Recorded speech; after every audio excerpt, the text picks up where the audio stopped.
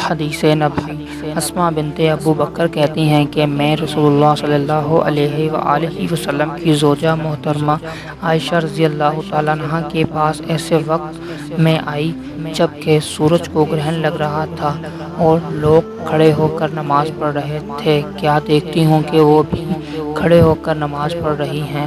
میں نے کہا کہ لوگوں کو کیا ہو گیا ہے، تو انہوں نے اپنے ہاتھ سے آسمان کی طرف اشارہ کر کے کہا سبحان اللہ۔ میں نے کہا کیا یہ کوئی خاص نشانی ہے، تو انہوں نے اشارے سے کہا کہ ہاں، تو میں بھی آپ کے ساتھ نماز کے لیے کھڑی ہو گئی۔ آپ نے اتنا قیام فرمایا کہ مجھ پر غش طاری ہونے لگی اور میں اپنے سر پر پانی ڈالنے لگی۔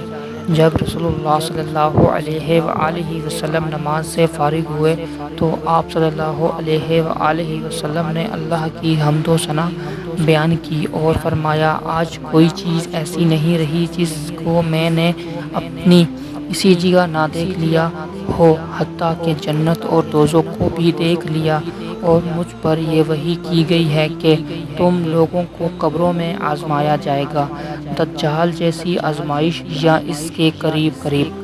راوی کا بیان ہے کہ میں نہیں جانتی کہ اسماء نے کون سا الفاظ کہا، تم میں سے ہر ایک کے پاس اللہ کے فرشتے بھیجے جائیں گے اور اس سے کہا جائے گا کہ تمہارے اس شخص یعنی محمد صلی اللہ علیہ وآلہ وسلم کے بارے میں کیا خیال ہے۔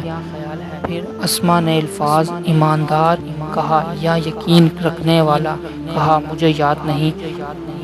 بہرحال وہ شخص کہے گا کہ محمد صلی اللہ علیہ وآلہ وسلم اللہ کے سچے رسول ہیں، وہ ہمارے پاس نشانیاں اور ہدایات کی روشنی لے کر آئے، ہم نے اسے قبول کیا، ایمان لائے اور آپ صلی اللہ علیہ وآلہ وسلم کا اتباع کیا۔